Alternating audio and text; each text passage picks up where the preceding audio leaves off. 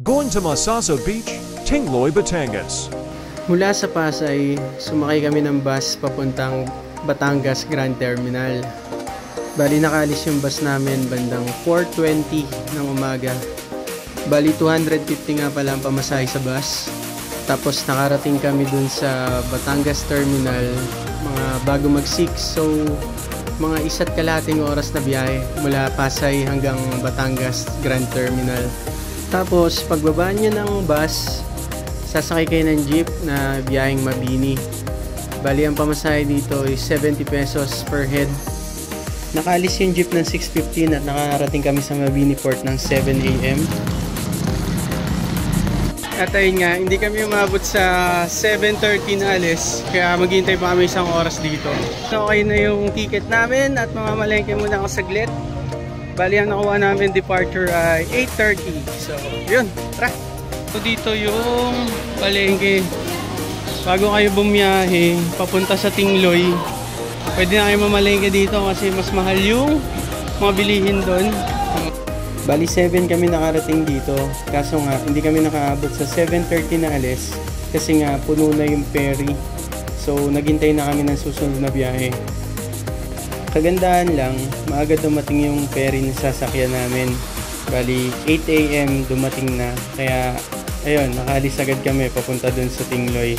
160 pesos nga pala yung bayad dito sa ferry, tapos may 100 pesos para sa environmental fee. Sa biyahe pa lang, may enjoy mo na yung view dahil ang ganda ng dagat, ang ganda ng mga bundok na makikita mo. At ayun, hindi ka mabuboring sa 35 minutes na biyahe. Bali pagbaba nyo ng ferry, sasakay pa kayo ng tricycle. Ang pamasahe dito sa tricycle is 120. Lahat na yun. Pero maximum siya ng 3 tao lang. Dahil nga bundok ang aakyatin ng tricycle, kaya hindi sila pwede ma-overload. Pero kung bata naman yung kasama nyo, pagbibigyan naman. So ayun guys, dito kami na check-in kay Lori Homestay sa San Juan, Tingloy, Masasa.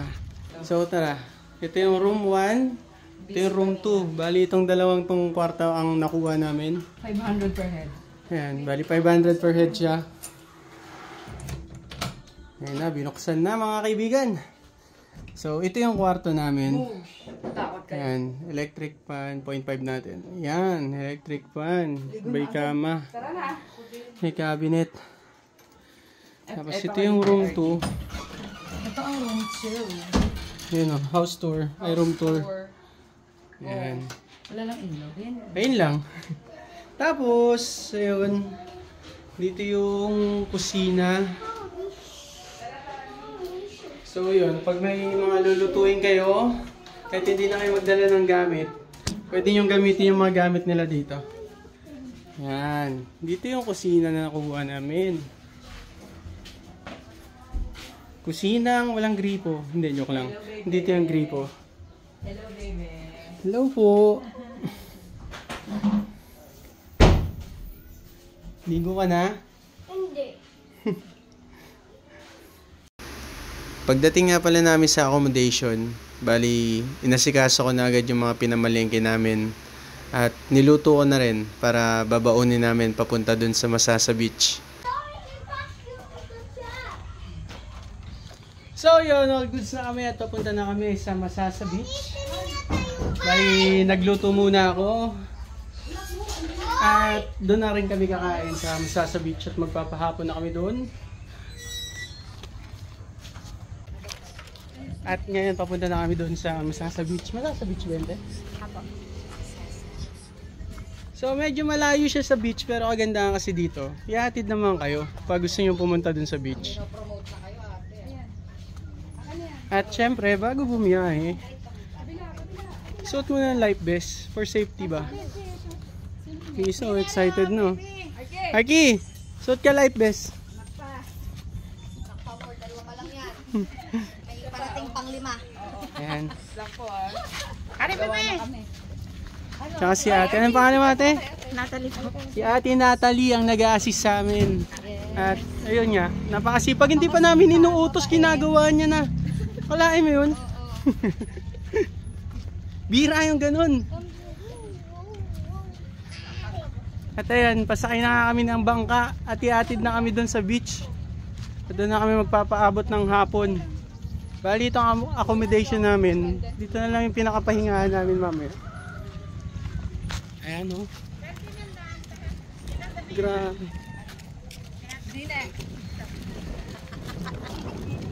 O Marini ah. Tayo.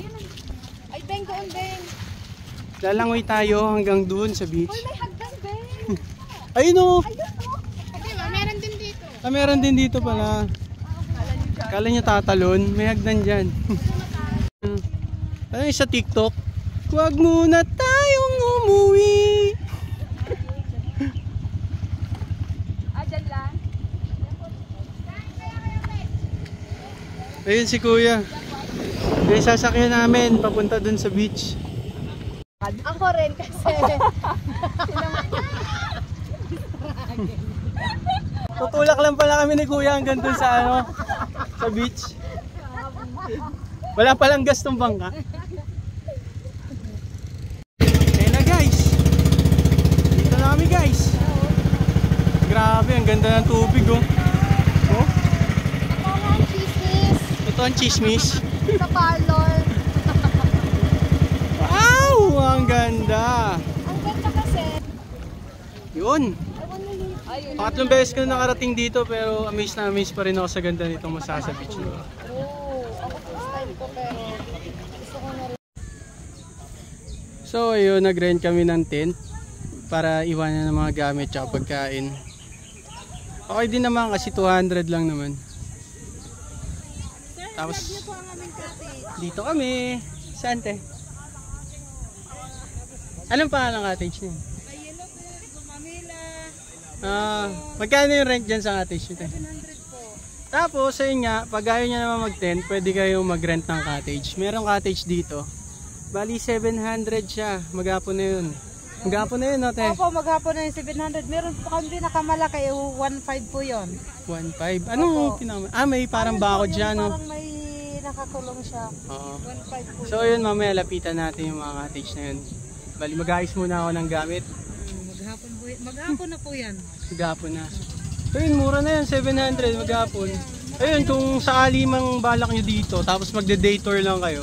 Ayun yung pinaka-the best na rentahan nyo, yung mga May kubo. banlawan din kami doon, may CR.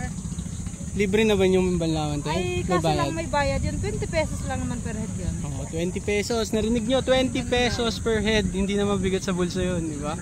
Tulong na lang po yun sa barangay. Oo, di ba? Ayun, pero ang ganda talaga dito. Pangatlong beses ka na nakarating dito.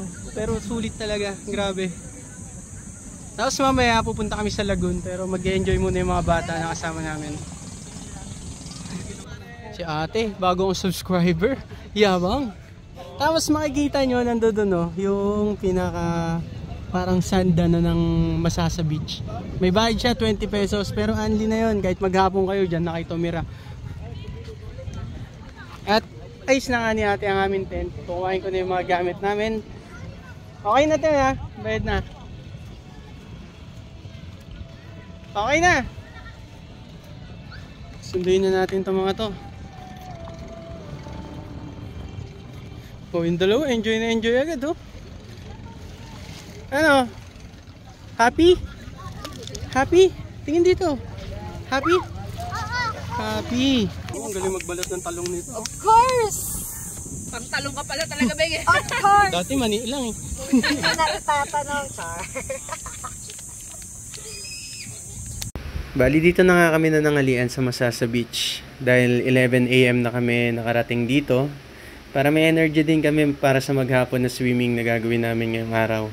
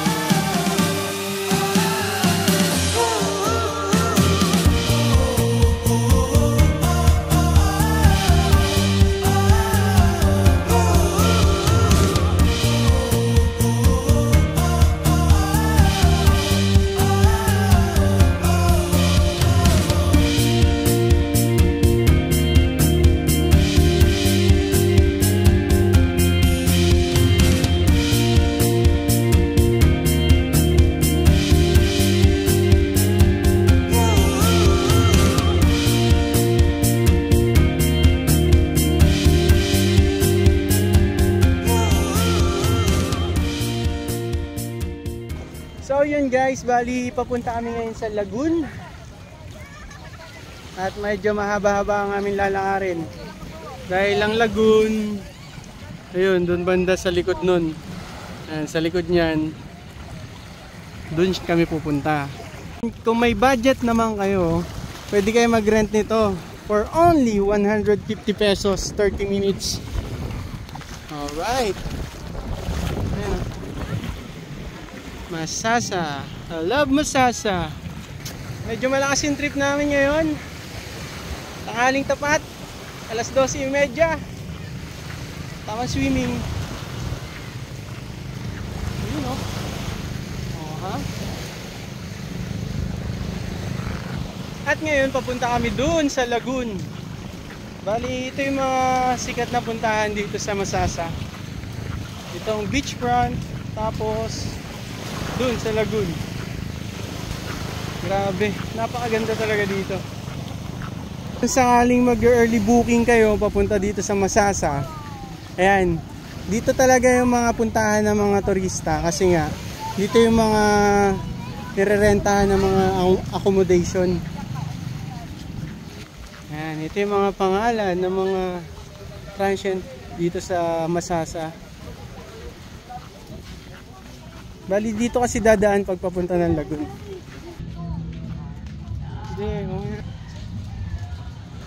Ayan, parang turn na to eh. Daming uwak, tapos mamaya wala na nagbibideo sa inyo. Alright, malapit na kami sa Lagoon! Lagoon!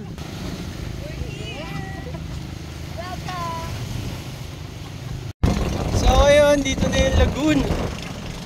Ayan o, Lagoon! Laguna!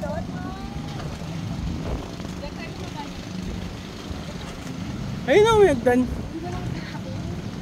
Ganito yung dito dati. Doon tayo sa baba. Ganda dati. Tara! Let's go. Later, maybe by ice cream.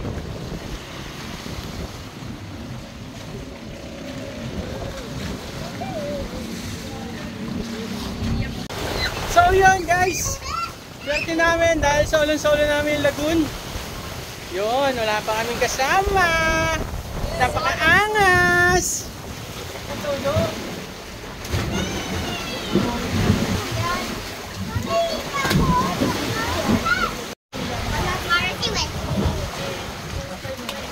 Jump!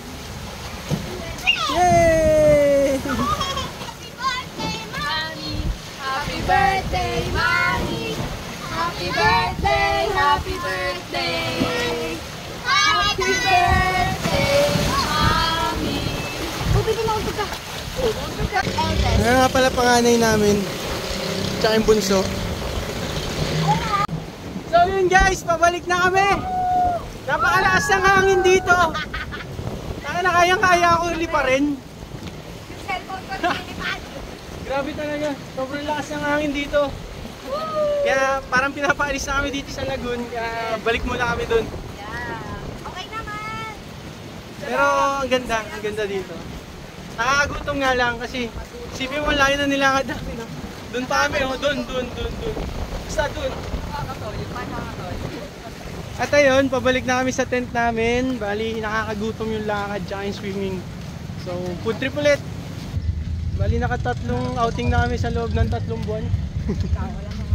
Parang every month. Una sa Nueva Ecija, Dupinga. Tapos ito lang last week. Last week ba yun? Last week. Basta ganun. Sa Stone 8 naman kami, sa Nueva Ecija din. Tapos ayun, bigla ang tingloy. Alright, ice cream party. Dito nga pala yung mga anak ko. Craving satisfied. 3 anak. Hindi niyo po alam ang pinagdaanan namin. Para lang makabili. Open ka na. Patingin, paano yung masarap? Dito. Kagat. Sarap ba yan? Oo. Patikim nga. Tambay mo na. Tambay mo. Sa'yo sa akin. Ano sa'yo? Chocolate. Chocolate. Thank you. Thank you, Dede. Kainin mo na natin ice cream. Na magkakalat ha.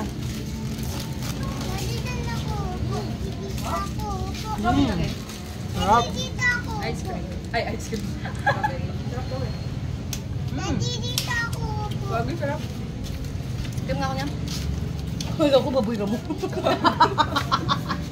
Yan po. Nagsubuan na. Wow, ang sweat. Sarap po. Sarap po.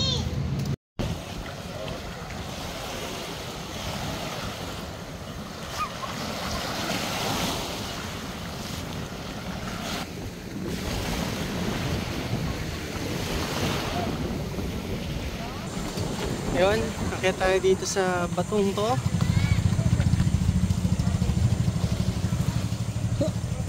Teka, medyo makipot eh.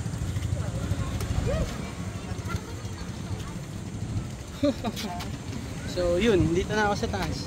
Diba?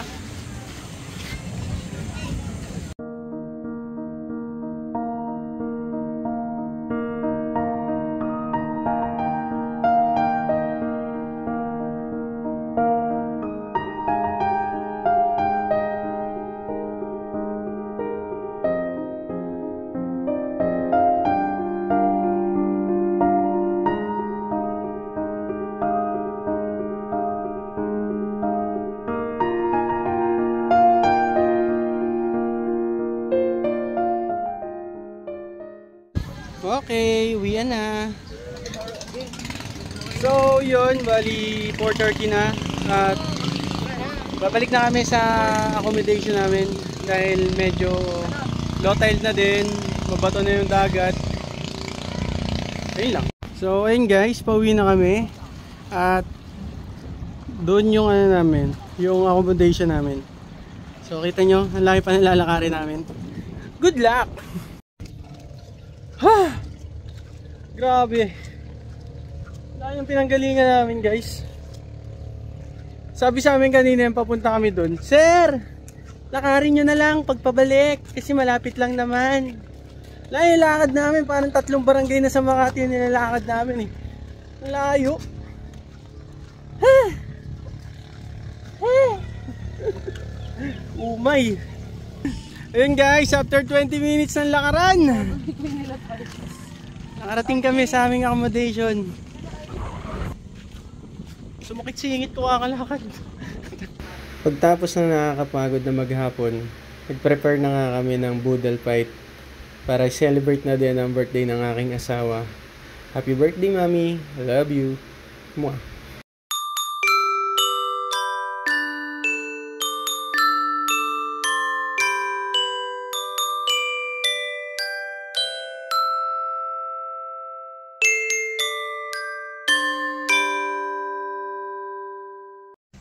So yun guys, good night.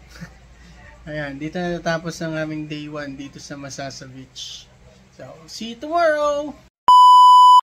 Good morning! So ayun, good morning. Second day namin dito sa Tingloy at syempre, almusal. Tapos hintay lang kami, mga 6 siguro, swimming na kami ulit. Sulitin na namin bago kami mag-empake mamaya. Bali, kailangan mga 9 AM makaalis na kami dito dahil mahirapan kami sumakay pa uwi pag lumagpas kami ng mga 10. Yun lang.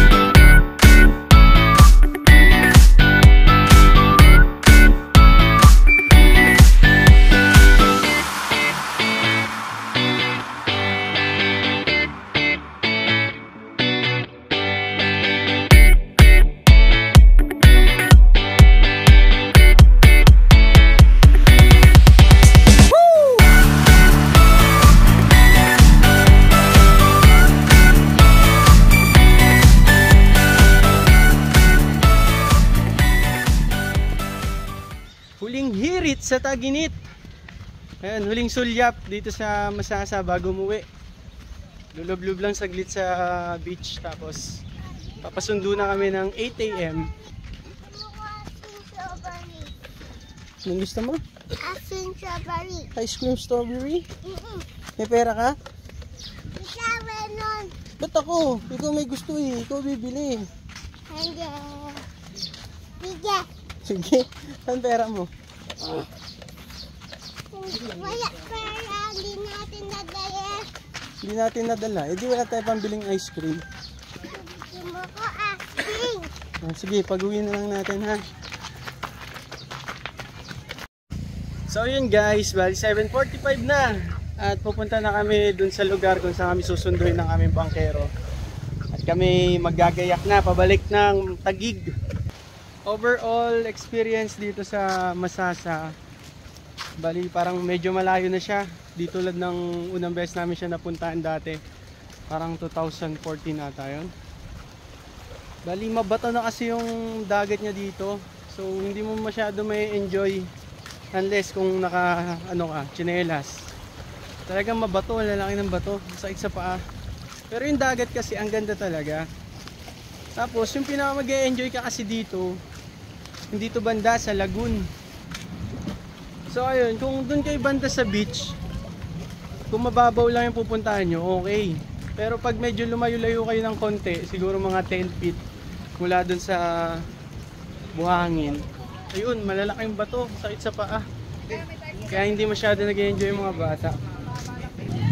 Tapos dun naman sa accommodation namin, okay, maganda. Tapos maasikaso yung mga tao. Talagang hindi mo na kailangan utusan. Pag narinig nila na may bibiliin ka or may gagawin ka, sila na yung gagawa para sa'yo. Kaso nga lang ngayon, medyo malayo kasi kami dito sa dagat na pinagsiswimingan. So kailangan pa namin mamangka para pumunta dito. Tapos 25 pesos per head yung pamasahe. Pero okay lang din. Kasi mura naman yung dun sa nakuha namin accommodation. Bye Masasa Beach!